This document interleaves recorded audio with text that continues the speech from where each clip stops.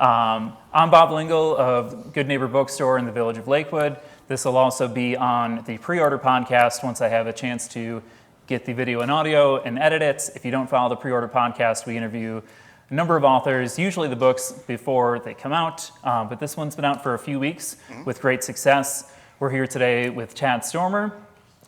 Before I get into full introductions, I just wanted to thank the Robert H. Jackson Center for hosting us today.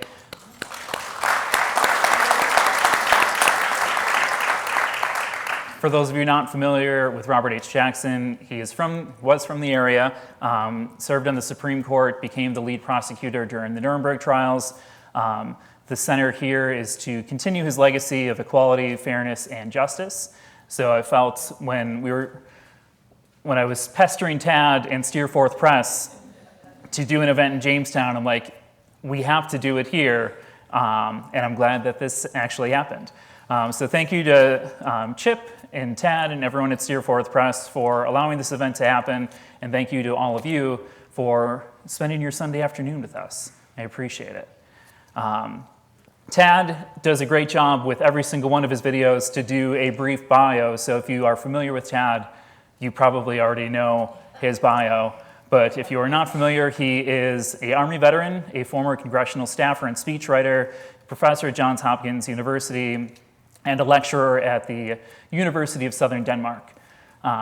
You recently, have you been there for 3 years off and on? Or? I've been there for a year. Oh, a year. I don't know where I got 3 from, but a year. Things have changed. It has been a long year. You came back a few weeks ago. What has it been like to come back to America? You were in D.C. just a few days ago. What's America look like from somebody who's been out of it for a year? Jarring. And not just because I paid $25 for a hamburger. Although there's that. It was jarring, particularly in D.C. The last time, when I lived in D.C. when I was working in Congress, I was there for September 11th. And there was, as you would expect, you all remember that moment, right? And there, like in so many places across the country, but particularly in D.C., the military presence was quick. But it made sense in that moment. There was a rationale, there was a reason it felt. It didn't feel natural, because this is America. This doesn't and shouldn't feel natural. But it did in that moment. Because it was reasonable. We'll sort of like have a nod to Justice Jackson. It was reasonable.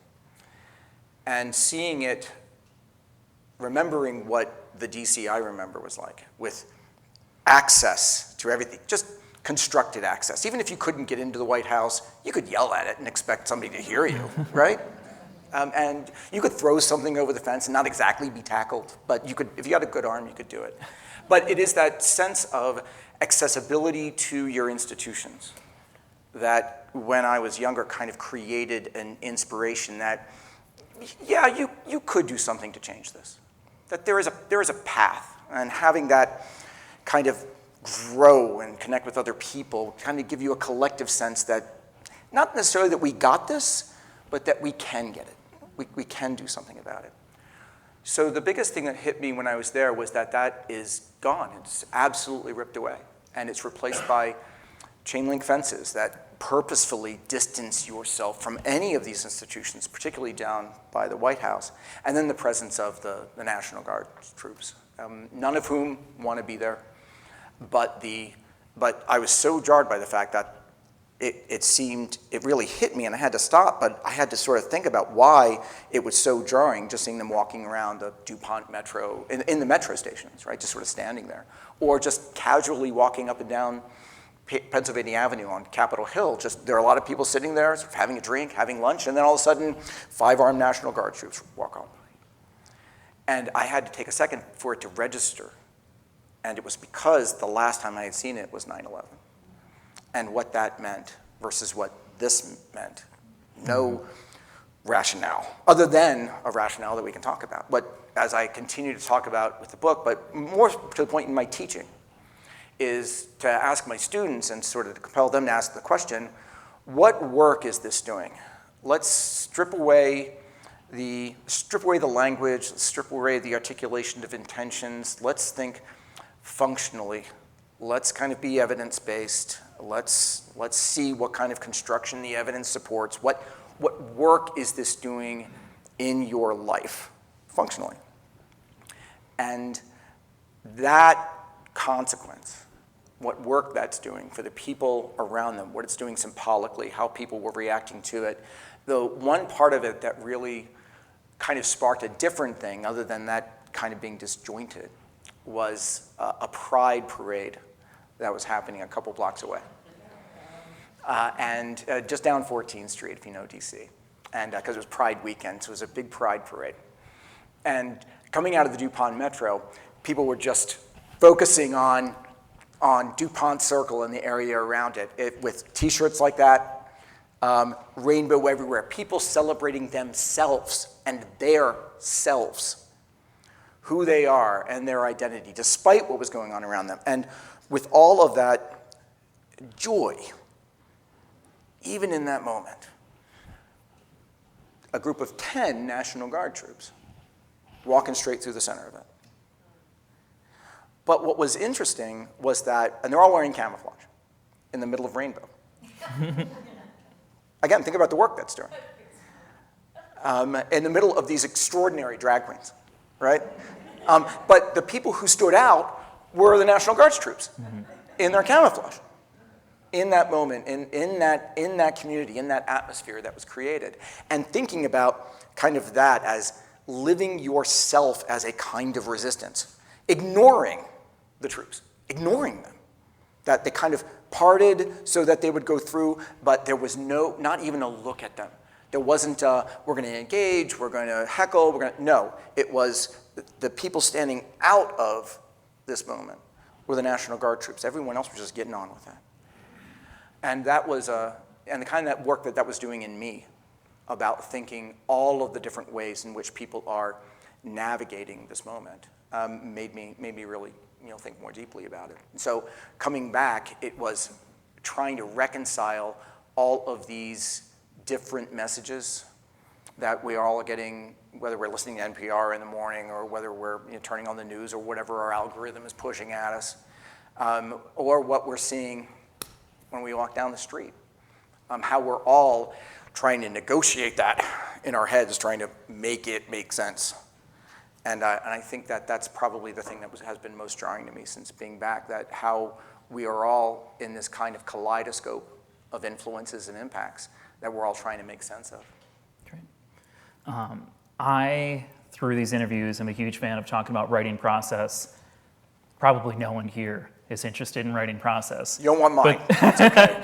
The one thing that I wanted to just ask is, when did you start working on this project, and at what point during that process did you realize the huge demand that there was going to be for this book? I started working on it a little over a year ago. I wrote it in about 8 months, which explains a big chunk of the book. It is not a work of staggering literary genius. And it has no index. Blame Chip. My editor is right there.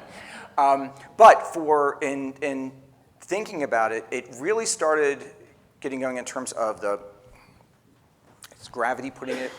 Gravity might be my ego writing checks that reality can't cash. But how it was resonating with people and how it was triggering more discussion, more thought, more questions. Because I started talking about writing the book and being very open during the process of writing it about what I was writing and the kind of challenges that I had. That's part of my process. For something that, in fact, as people started asking me questions immediately about it, I wasn't for a second going to sit there and say, I have already answered this question, and all I need to do is go ahead and spend 300 pages telling you my answer. It was always kind of an iterative process, particularly with my online community, who is active and robust. And so when it wasn't long before I started talking about it that people were pushing me, what does resistance mean? What does it mean as an idea? What does it mean as an action? How is it relating to events as they were going on around us? And you talked about, well, I might have been there for 3 years. I mean, we have only been at this part of it for a year and a half. And every single moment that triggered something was another round of questions, another round of asking me about application. Now, as a historian, we are terrible fortune tellers. We are not political organizers. We start talking to you about political organization, just turn us off. That's not what we do. We can tell you about what happened in the past. Hopefully we get as close to that correct as possible. We can tell you about patterns. We can tell you about ways maybe to apply patterns in other situations, but we can't tell you what to do. But being pushed to make sure that as a public historian, that I am being as responsible as I can to connect those dots, and again, in responsible ways. It's got to be apples to apples. I can't try to convince you that an apple is an orange. That doesn't work for you. But you got to do the work.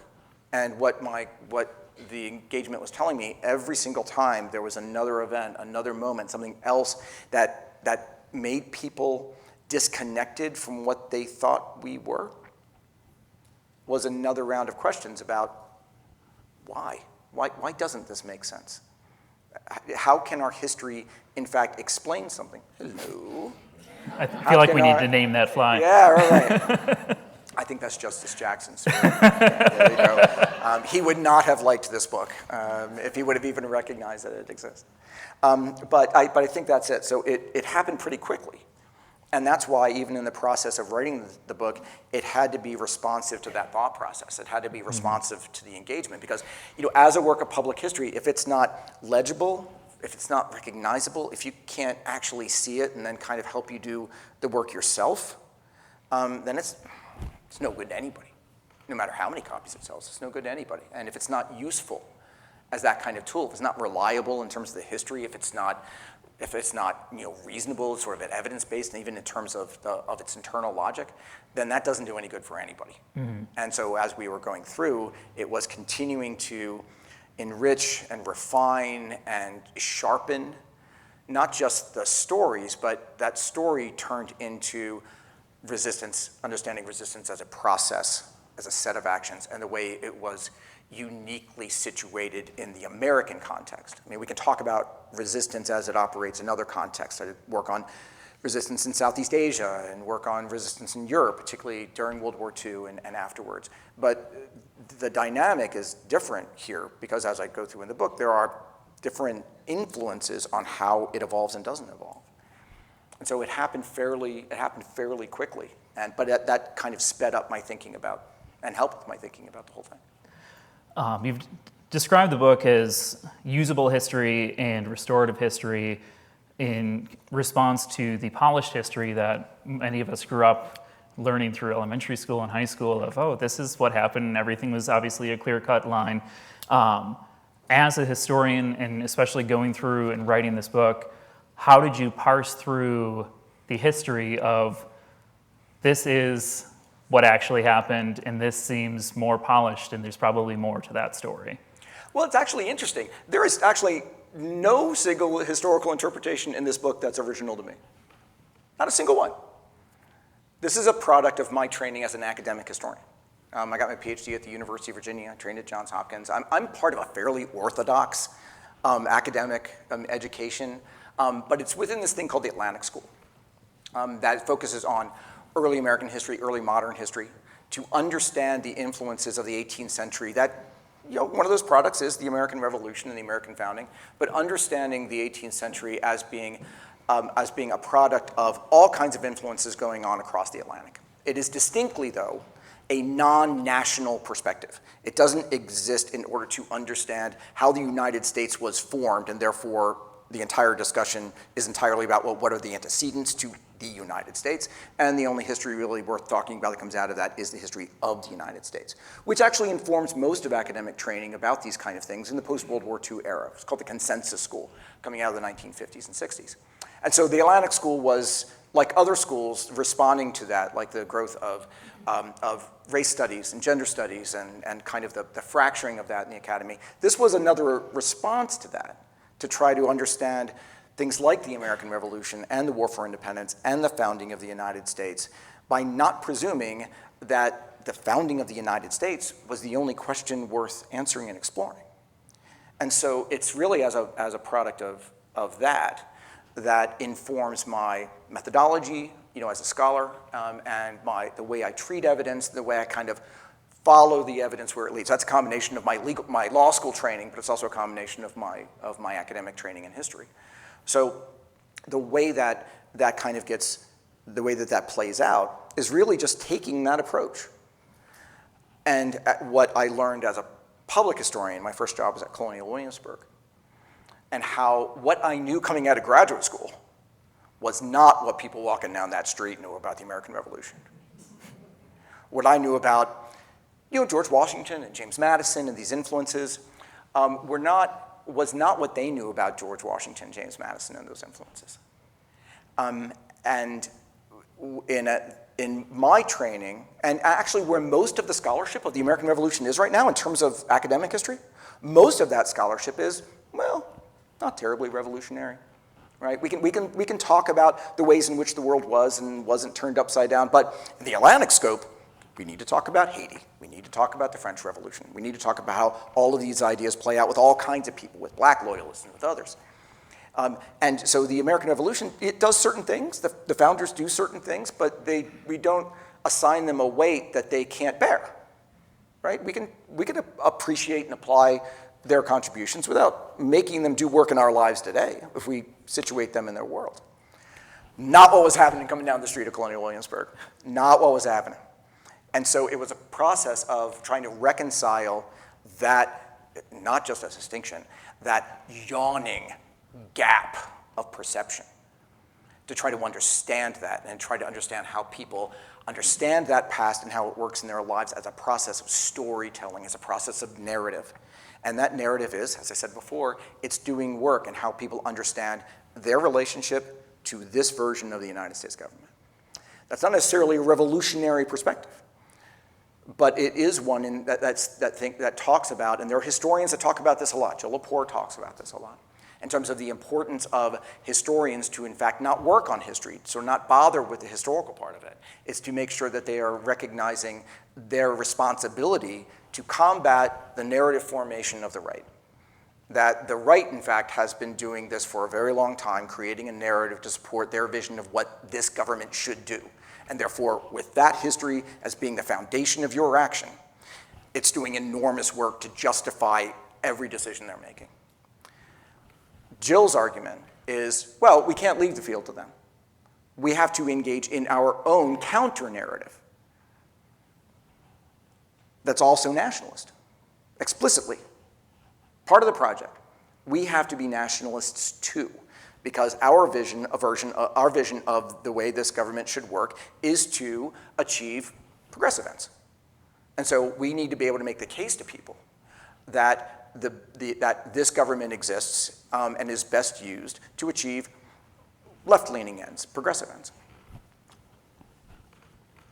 But the history suffers as a result of that conversation. But that is the conversation in which most people, even today, most people that I run into are part of that framework because it dominates the public discussion, rather than there's a gap between the scholarship and this story. That's what informs the book.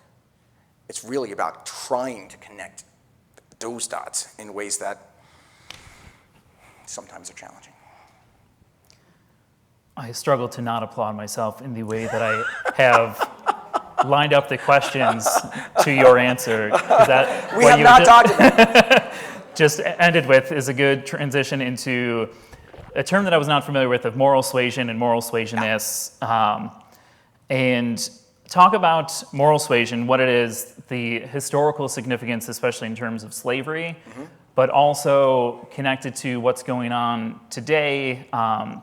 This is where we might lose some people, because there's some beloved names on the moral suasion list of Heather Cox Richardson, John Meacham, Ken Burns, and the work that they're doing today, and how that is kind of potentially hurting progress that some might like to see. Well, I mean, if you, this is value neutral. I mean, you can buy into Jill's argument about liberal nationalism. That she's absolutely right. That the far right and the right does control that field, and they are aligned in that project. Ken and Jill and Heather, they're aligned in that project. You can agree that that's the way to go, absolutely right, and that the history, they'll be there when we get through this. You do you. I'm a historian. I stick with this stuff. And I think that that's got to do more important work. So we can talk about that. But in terms of the moral suasion, it has long been a product of American political culture, because the powerful attachment. Can you tell that I don't like sitting in chairs? This is far too structured for the kind of things I like to do. You can get up, but I'm leashed. Yeah, no, he's leashed. So by the time you get to the 1830s and 40s, American political culture had already formed to insulate our Constitution.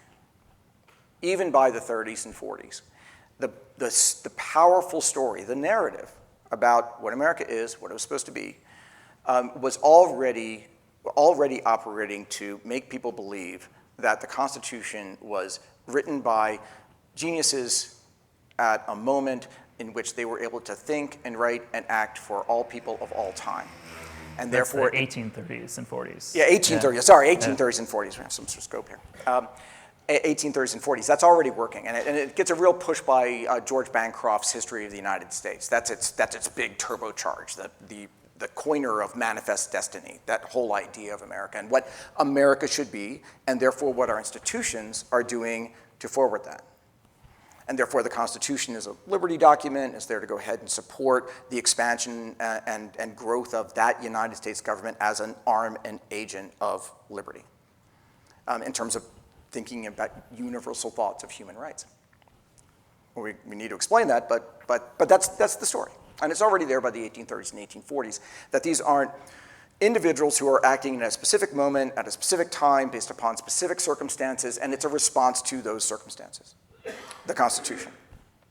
So that is operating in such a powerful way that those who want to change that, particularly to end slavery, believe that structural change, any attack, any threat that the Constitution, that the 3/5 clause, that the fugitive slave clause, that are baked in the Constitution and that grew and metastasized to really expand the authority of the enslavers within that first republic government, that you couldn't challenge that at all. When you have Daniel Webster, who is, again, in terms of the narrative, is historically a god of compromise and of liberty. But he is saying that we cannot touch the Constitution in any way. That is the ceiling of all possible change. You can't change the structure in any way. Why? And he's saying this, Daniel Webster is saying that they were geniuses.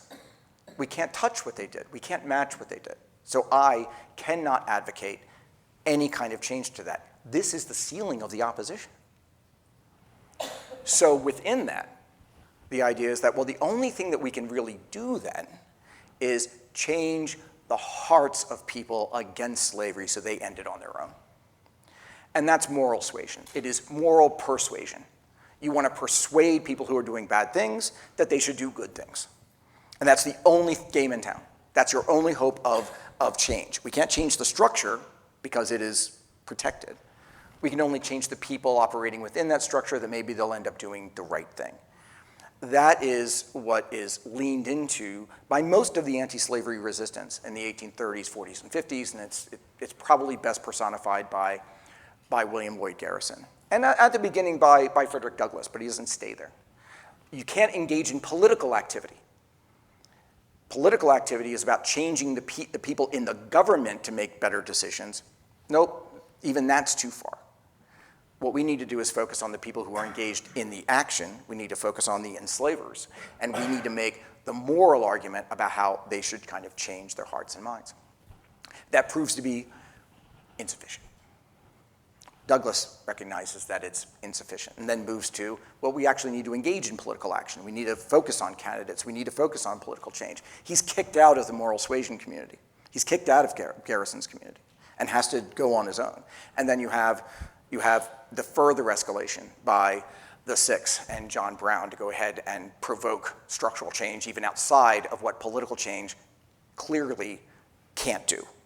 All of these responses that are part of kind of an anti-slavery resistance to the First Republic are tried and they fail, but because such a large group of people couldn't conceive of anything that would threaten the structure, threaten the Constitution and the way the institutions were working, that they wouldn't depart from that even when they recognized that all doors to change were closed in their faces. They still wouldn't move from that.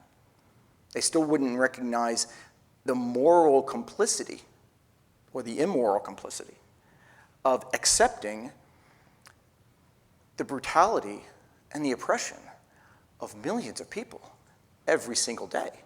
That is somehow priced into their moral framework. They can accept that violence, they can accept that cost, as long as their consciences are okay. And it fails. Had there been a greater recognition earlier, there's no way that this could have happened, right? There's contingency in history. You know, we can't kind of quarterback that. But the way that it turned out, it was never going to fix anything. Slavery would never have ended. Even Lincoln's plan to end slavery that he introduced in December of 1862 would have ended it by 1900. Not a story we tell ourselves. 1900. That was his plan. So the way that I think about it today, and we see it with Heather, we see it with people, is that, and this is, it's not that it's not a good faith effort, right? Is that if structural change is too disruptive, I mean, if changing the Constitution is too disruptive, if operating outside kind of the accepted channels is too disrupted, it's too scary. We don't know what that looks like. Then what really, if you already have a ceiling of change in which only changing the people in the government is the best thing that you can do, ideas about changing the government really are not part of the conversation, then what's your only goal? Your only goal is moral suasion. Appealing, this is what Ken does all the time, appealing to the better angels of our nature. Saying that, leaning into the discussion that there is no them, there is only us. We need to remind people of what we share as Americans that bind us together more than separate us. There's a place for that, but there's not a place for it if you in fact want change. If you in fact want to go ahead and see how power and authority is operating in America and what it is that you want to do about it. If you think that is still the best way to go, I'm not a therapist. Knock yourself out. I'm cool with that. But we can't pretend that that's not the historical lesson. So it is when I think about it, and sometimes when I dare talk about it. So I'm glad that you all are here. Is that it is the same kind of approach operating within the same system, understanding how authority works in America, but already capping what change is possible and how you articulate that change. And as a historian who's looked at this stuff deeply, I know where the effectiveness of that approach ends. And so if your goal is something else, then that's insufficient. Sticking with that era of time and the Fugitive Slave Act, what was that kind of government overreach and that the effect that had on the abolitionist movement, that the unintended consequences, and do you see, tying it to today, is there hope that we have seen or we're approaching that level of overreach that it's going to push people to look at what is happening in our lives and want to push back more than is happening at this moment? How many of you follow me already? Ha-ha! You want to answer the second part of that? I'm not a hope agent. I know. We have to stick with what, yes. We got to stick with where the evidence leads. But let's deal with the first part of the Fugitive Slave Act. 1850 is fascinating, and to the extent that there is a historical cognate, it's the 1850s. Pay attention to the 1850s. Pay attention to what's going on with the big party in 1854 in terms of it fracturing over the question of the abuse of authority in the government. It fractures over that. That's what results in the Republican Party. And then the radicals pushing the Republican Party even within that, as a minority of that caucus. That's a nice cognate. But where we also are is seeing doors close to change. And so the Fugitive Slave Act is one of those. Fugitive Slave Act combined with the Kansas-Nebraska Act. And then Preston Brooks beating the hell out of Charles Sumner. That's all part of a piece about Congress absolutely closing the door on any change. So if you think moral persuasion can work, or if you then think political change can work, but then the people in politics absolutely close that door to any change, and then you have Dred Scott with the closing of the judicial door, and then you have the Corwin Amendment closing the executive door and everybody else, then there's a lot of work going on there. So let's talk about the Fugitive Slave Act for a little bit. What that does is, in a much more aggressive way than had existed in previous Fugitive Slave Acts, is that it makes it against the law for you not to aid federal marshals in retrieving these people that are considered property, no matter where it is.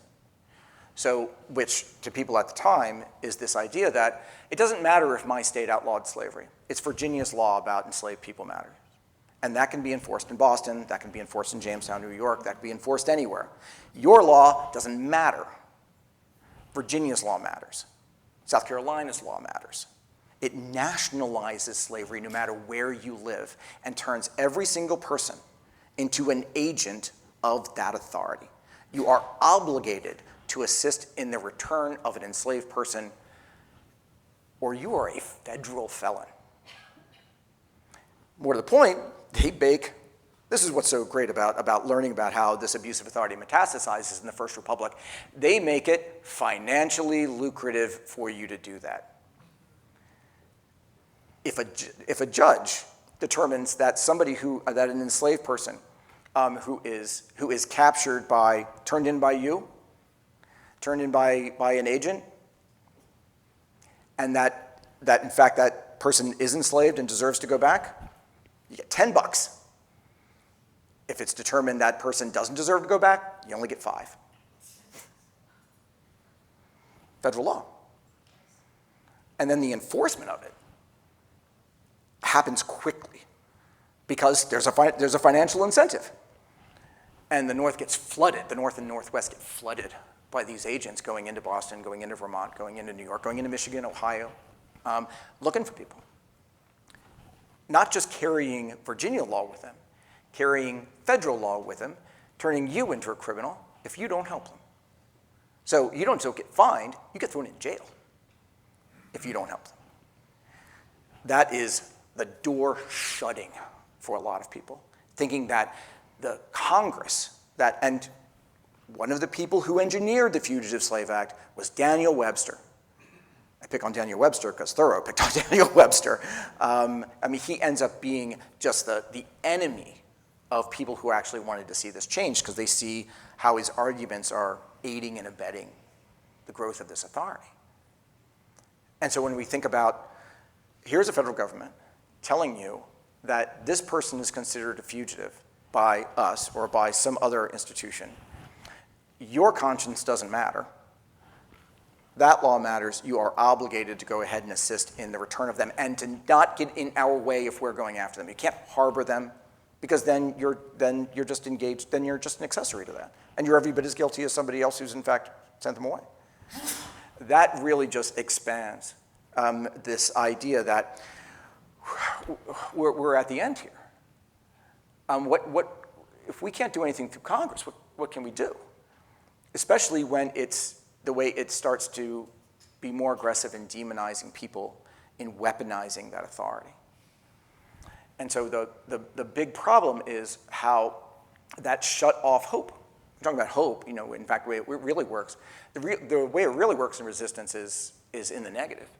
When does people get pushed to resistance? When hope gets shut off. And so that was a major door. And then the Kansas-Nebraska Act. You had the Missouri Compromise, which set a line going down the middle of the country and said, no slavery above, slavery's okay below. And then, of course, enslavers just want to extend that line. And then they get the support of the federal government to do that, which is why we have the Mexican-American War and the Texas annexation. But what the Kansas-Nebraska Act does is say, no, we're going to erase that line It doesn't exist anymore. At least it was keeping slavery from below that line.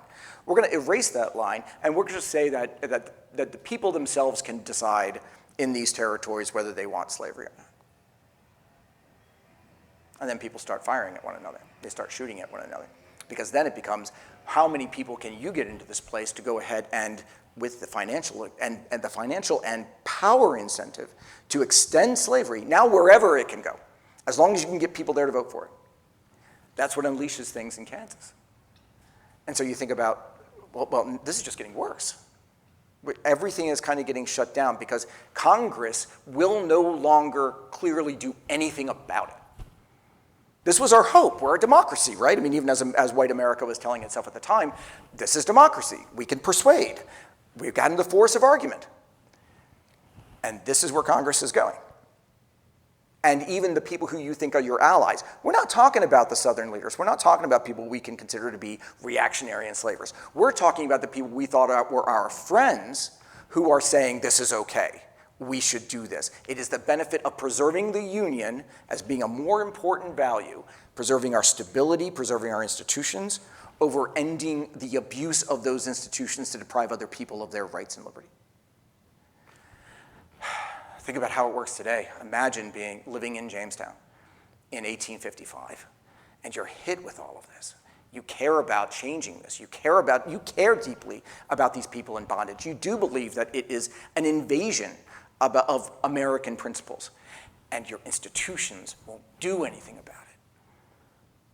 And then you get news about Dred Scott shutting the door in any judicial change. There's no hope that, how many times do we hear it now? Court's going to step in. Court's going to save us. Courts will be okay. The courts will reverse the sentences of the prairie land defendants. The courts will do that. And then the Supreme Court says, final, no. These people, enslaved people, founders never intended them whatsoever to be any part of the Constitution.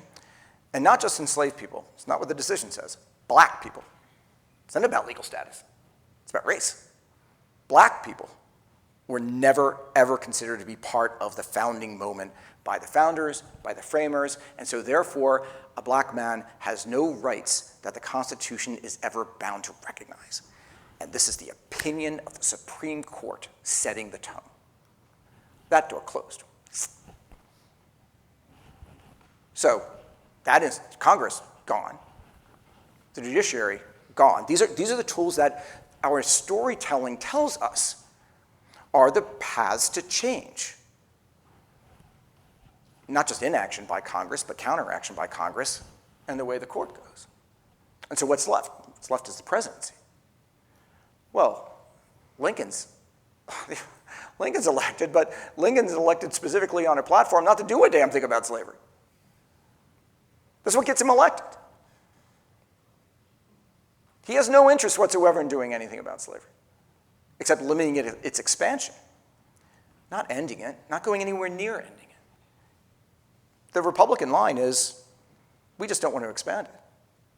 And so the people who are part of the resistance thinking about this enslaver power, the Three-Fifths Compromise, that the fact that it inflates, it's anti-democratic in the Constitution, that enslavers, in fact, are operating to control the government and have been for 80 years, is how is that going to change?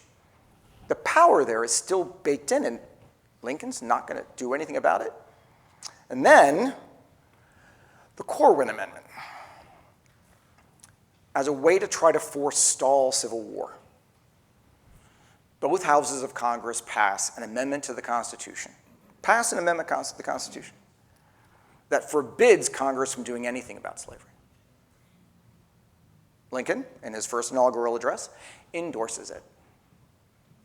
It says, yes, this is absolutely the way to go. And it gets sent to the states. Think about the gravity of the passage of a constitutional amendment. In our history, only 6 constitutional amendments have been passed that were not ratified by the states. Only 6. And this is one of them. It remains active, by the way, on the books. Unlike the Equal Rights Amendment, which gets to my point about constitutional storytelling, right?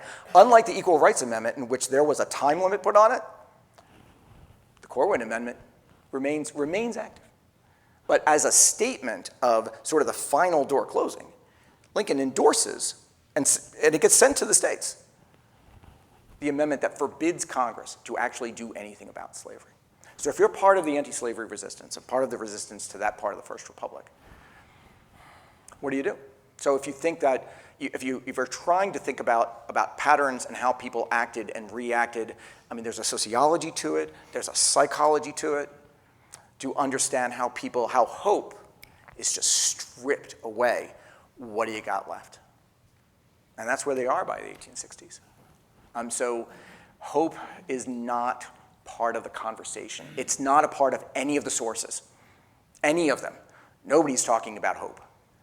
I mean, there are people who are still leaning into the better angels of our nature language, and they're leaning to faith, I mean, to religious faith, that maybe there is a broader kind of justice that is waiting out there. But when you have people who I deeply wanted to know why they were doing what they were doing. I'm deeply interested in people who act against their own self-interest. I'm deeply interested in it. I started my work in academic history thinking about loyalists in the American Revolution. Why do that? Just go along with the patriots. Is it that bad? Why do this? Why act against your own self-interest? So I'm deeply interested in why people do that.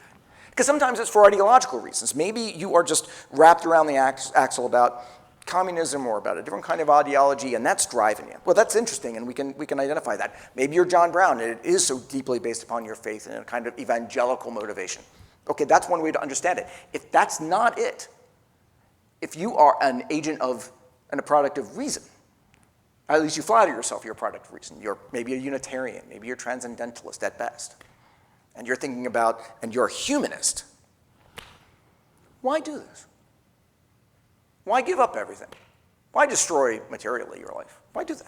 I'm fascinated by these people. I always have. And so thinking about the people who ended up supporting John Brown, who they weren't guided by their religious faith to help John Brown.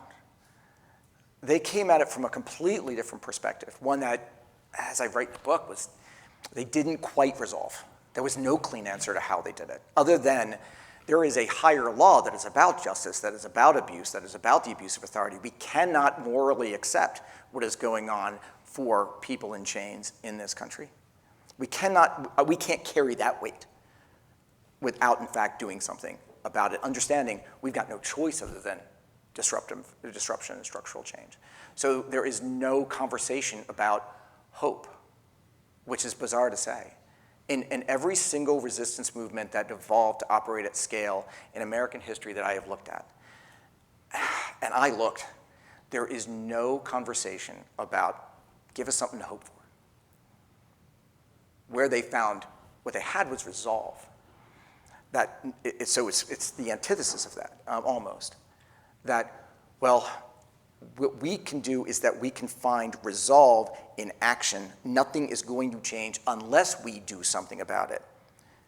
And to see some level of achievement in even small actions that lent a greater resolve to the next action, and then to the next action. And then that gives you traction. That gives you momentum. And it is in that momentum that generated a greater expectation of the possibility of success. We can call that hope, but the language there, which is why the book's a drag, folks. I'm not telling you that it's not. I swear to God, I wish that I could have had I could have thought about the narrative arc, and at the end that I could have put in something that would have kind of brought you home. That's the best of all narrative, right? We're talking about narrative structure. I need to bring you home to a place where it's safe. I was like, whew, I couldn't do it. Well, and that wouldn't have been, I couldn't do it. So. You did do it a little bit. Did I really? Well, I wanted to push back on the idea, and you had already addressed it, of just a revisionist idea of what hope is, or a concept of what hope is. You had the line in there of planting seeds, understanding that somebody else will harvest them down the line. I will push back on you not being an agent of hope, because you put a... Gonna ruin my cred, Bob. Well, you put a toolkit in at the end of the book, and I think that the existence of that toolkit is your hope that someone will look at this book, read through the history, get to the end of the book, see this toolkit, and have an idea of what could be done, what can be done, what somebody might do if they have the nerve to do it. The thing that I wanted to talk about with the toolkit, where there is an absence of hope about it, is so many of the things you do a great job of tying what happened in the past to how we can look at that in the present day. There is the absence of technology during that time, and technology can obviously be a great tool of communication and strategy, but it's also, we are tracked all of the time. There are cameras all over the place, even if those cameras should be able to prove that people didn't take box cutters to the reflecting pool. You would think that evidence would exist. But talk about technology, what you've seen just looking at Minnesota, Delaney Hall, in the ways people have not maybe exactly used your toolkit, but the ways people have utilized tools in the present day that tie back to what has worked in the past. Yeah, technology is, it's a little bit of a double-edged sword, and I want to get out of my lane. I want to make sure that I'm staying in my lane. I mean, you're a social media icon. I'm a social media icon. That's an accident. Yeah. That's not based upon, I didn't try to do that. One of the things that's very interesting about communications, which in the end, we're talking about communication, right? Our ability to be able to articulate things and our ability to be able to hear things, and that's where AI comes into play. That's where kind of the countervailing forces come into play. That it's kind of a wash to say it's a double-edged sword, and I get that's unsatisfying, but because the great capacity that we have to reach out and to express and to inform is equally met, if not counted against by people engaged in misinformation and AI that do what authoritarians, what Jason Stanley and other folks, point out. The first step of authoritarians: crack down on history, crack down on information, be able to shape your reality. And we see that done in powerful ways today, but I think that's mostly a matter of scale. I think about Salem.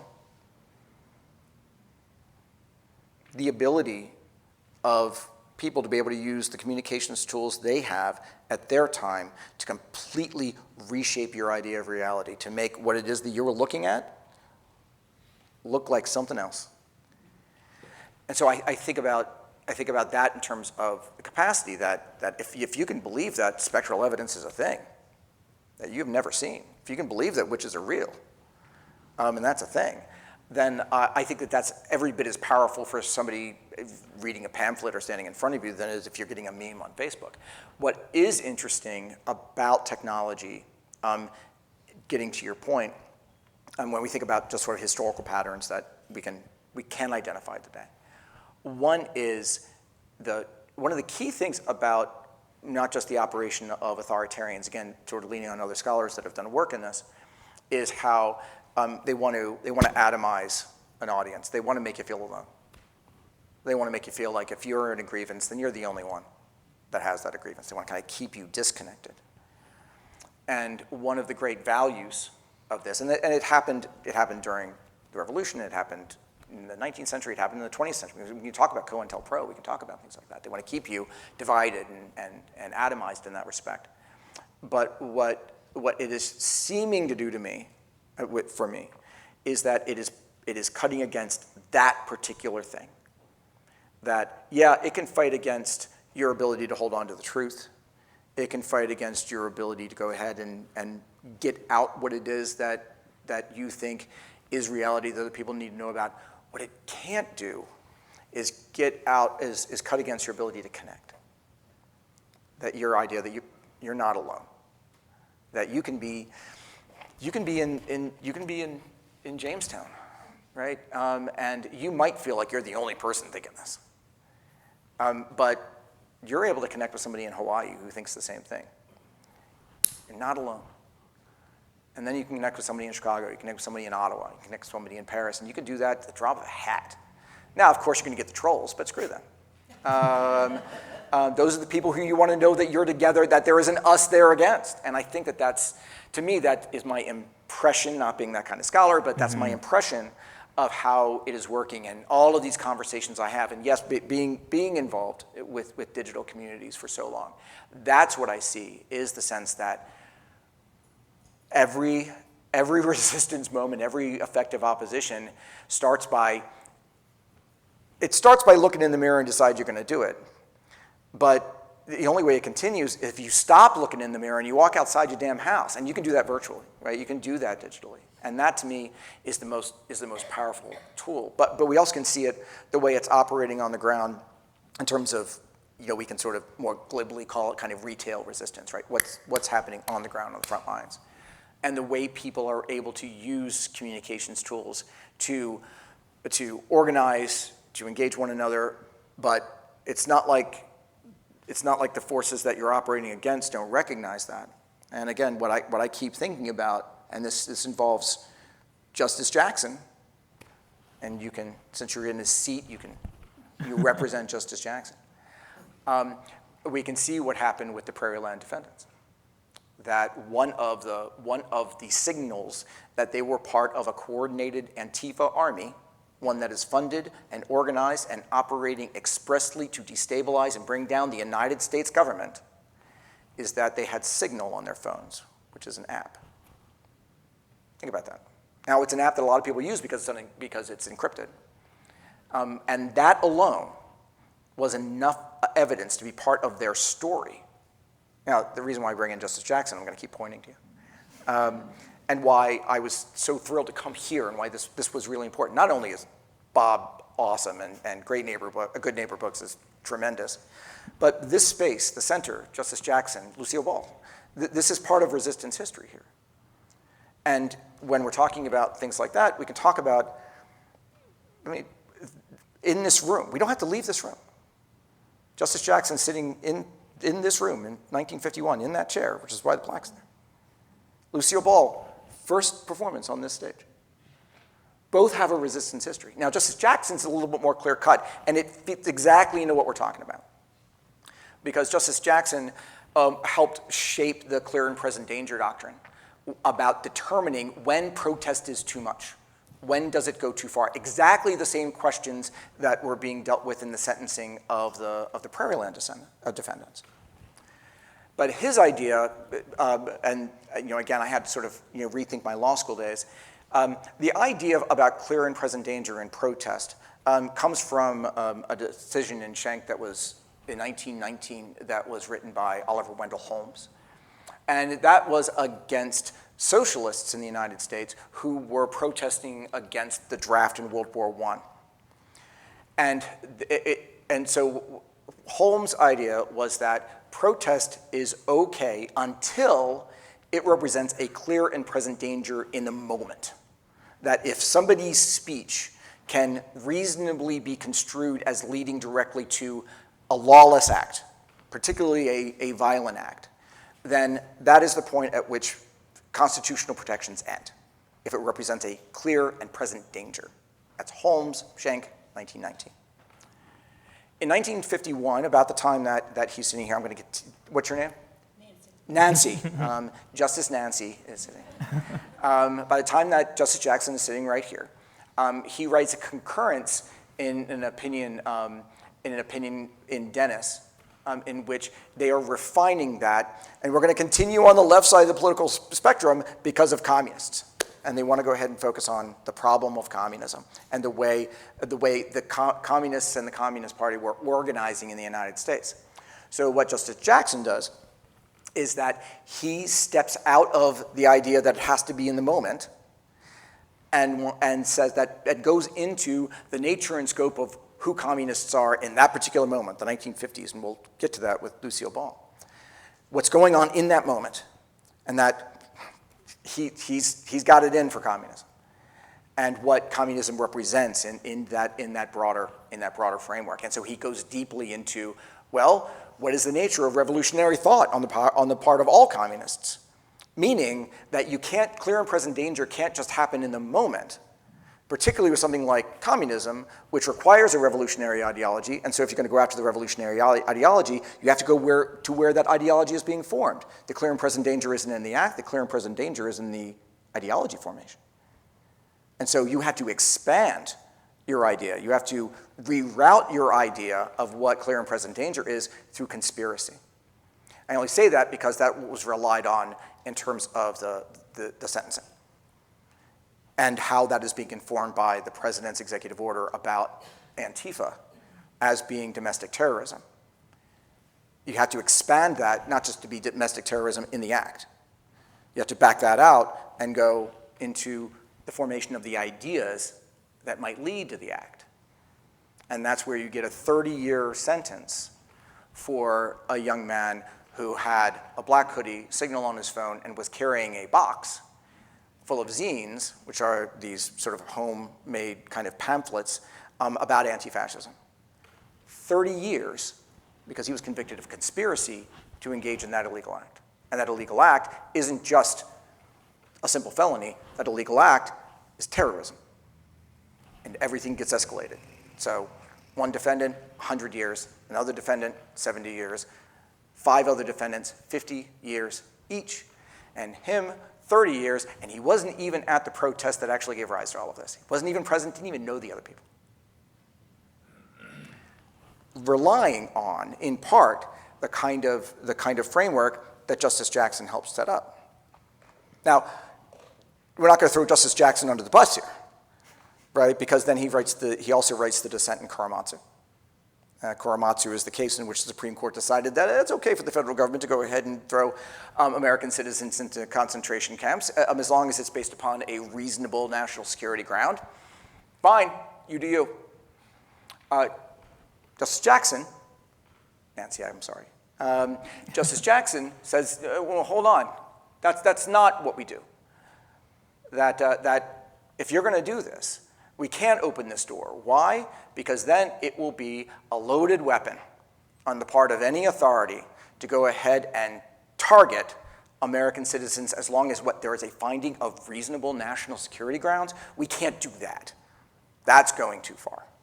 And so we kind of have that legacy from Justice Jackson about sort of what these things mean in terms of understanding what resistance is against, which is the exercise of abusive authority to rob you of, it's in the Declaration, the right of the people to alter or abolish a government that has become destructive of its ends. It's the least talked about right articulated in the Declaration. We know more about any one of the 27 grievances, including grievances that didn't make it into the final document, than we know about that particular line. And so when we're thinking about when a government becomes destructive of its ends, why governments are instituted, that goes into Justice Jackson's ideas in the dissent to Korematsu, is that the government exists to kind of protect these rights. You can't violate those rights just because there's been a finding of national security on the part of the federal government. That is a loaded weapon for authority to go ahead and deploy against Americans. And then we can think about Lucille Ball, on the stage as a kid in the 1920s. And she represents so much of the resistance history of the book in terms of thinking about, well, what can kind of one person do even within the broader structure for change? And she represents a number of the principles, which is why I really wanted to put the principles in there, because people have used them. Lucille Ball in the 1930s, and I'm sure a lot of you know this, in the 1930s, she joined the Communist Party. Her mom, her brother, mainly because of her dad. And that's what she said, because of her dad. Well, it's all fine and good in the 1930s. Communists are anti-fascists. It's okay in the 1930s. By the 1950s, not quite so good. By the time the House Un-American Activities Committee gets going, really not so good. By the time that Justice Jackson is thinking about the concurrence in Dennis, it's very much not a good thing. It is anti-American. It is treason. And so you get into the blacklist. You get into what the work of the House Un-American Activities Committee is doing, and they find that Lucille Ball had been a communist. And so she is hauled before it. And then you get somebody like Walter Winchell, one of the most powerful public figures of the time, broadcasting it on national radio. That she is called to account for her membership as a communist. In the 1950s, I mean, this is a bomb, and she's got to handle it. Well, you know anything about Lucille Ball? She ain't going gentle in that good night. But she can't do it alone. And we can talk about Desi, but she can't do it alone. And I know a lot about this because the first version of the book was going to go through Stonewall and act up and include a chapter on HUAC. And but what she does is, first, she gets an ally. And so we talk about in one of the chapters, My Enemy's Enemy. You got to find your allies where they're in fact going to be effective. And her ally was an unlikely one, Philip Morris, the sponsor of her show. They saw the kind of money Lucille Ball was bringing in, and they wanted to protect that interest. Do they have any real interest in protecting a communist? No. Do they have lots of interest in protecting their investment? Oh, yeah. So they wouldn't, for a lot of other people, they would lose sponsors left and right. You know, a lot of people kind of lost their opportunities, right? Studios dropped them. Other kinds of sponsors dropped. They would lose radio programs. Philip Morris said, nope, we know where our bread is buttered. We're not going to drop it. She can keep her show, and she'll keep going. That was enormous. My Enemy's Enemy. Having an ally in the right place. Forget why they are doing it. Just have a reliance that they are doing it, and that whatever their interest is, worry about that later. They stuck up for her in the moment. And then she forced the fight, being Lucy. She forced the fight in the best way that she could, right? I mean, so there's another lesson about people need to do whatever they can with what they have to work with. And in that moment, who was her best defender? Desi. And so Desi comes out it was the first show of the next season after the allegations came out. And of course, it's done live. And Desi being Desi, hell of a presence. And he comes out on stage and just lets into it in defense of her. And he has this great line, if I can remember the line. His line is, the only thing red about Lucy is her hair, and even that's not real. And think about that coming out of Desi's mouth, right? And it had that reaction, and that ended it.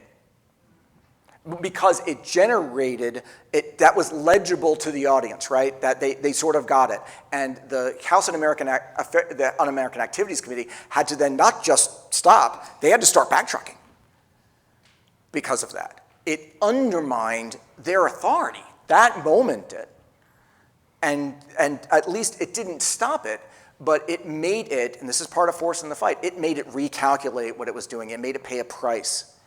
It made it stop and shift and go after people who were not Lucille Ball. And so, and that's part of the lesson about why bigger change isn't possible, but it is kind of in that moment thinking about whether it's Justice Jackson and the ideas about what protest is okay, because now the standard is no longer clear and present danger. The standard is now it's now imminent harm. And you might think that that's a distinction without a difference in certain ways that it is. But what Prairieland did was that it reintroduced concepts of clear and present, which is when people say now that, well, these folks will probably be protected by maybe the Fifth Circuit and maybe by the Supreme Court, that these are clearly draconian sentences that will be rolled back. Not if you understand the jurisprudence of protest law. If you can make the clear and present argument about conspiracy, which is why they figured, these people are assholes, but they're not dumb. And assuming that they're dumb gets you into trouble. They're not targeting these folks to go ahead and just get a point there in the district court. So anyway, my bigger point is that these kind of elements of resistance history, when you think about the principles, it's because it is comparing apples to apples when looking at our history and seeing patterns and applying them now. You can look at what Lucy did, and you can apply these one for one. This isn't massaging it. This is, in fact, what she's doing. And by seeing these examples through our history of real people in real moments, ordinary people in real moments. I mean, Lucy's extraordinary, but that's because her circumstances are extraordinary. It still takes that kind of courage when it's operating at greater scale like that in order to do these things. And so that's why it was important for me to put in the principles. And the principles were Chip's idea. So there's that too. Well, this being Jamestown, it's always good to begin and end things with Lucille Ball. Yeah. And we have surpassed our hour of discussion. Oh. Thank you so much to Kristen and Ed and the Robert H. Jackson Center for hosting us today. I really appreciate it. It's been a great partnership for our store to be able to have and utilize this space. Thank you so much for Chip and Tad and everyone with Steerforth for allowing this event to happen as well. And thank you to all of you for coming out and spending your Sunday afternoon. Immediately after this, if you head downstairs, Tad will eventually work his way down over there to sign your books. If you would like a book and don't have one yet, Alexis from our store will be at the table right outside to sell you a copy. I would have loved to have time for a Q&A here, but Tad and Chip will be heading to Wicked Warren's. That is down 3rd Street, just a short drive, very short drive, short walk also, for a kind of a Yeah, we thought the National there. Comedy Center probably wouldn't be the best vibe. Yeah. Although it's a great place. Well, But thank you again so much, Tad. This was a great opportunity, and I really appreciate it.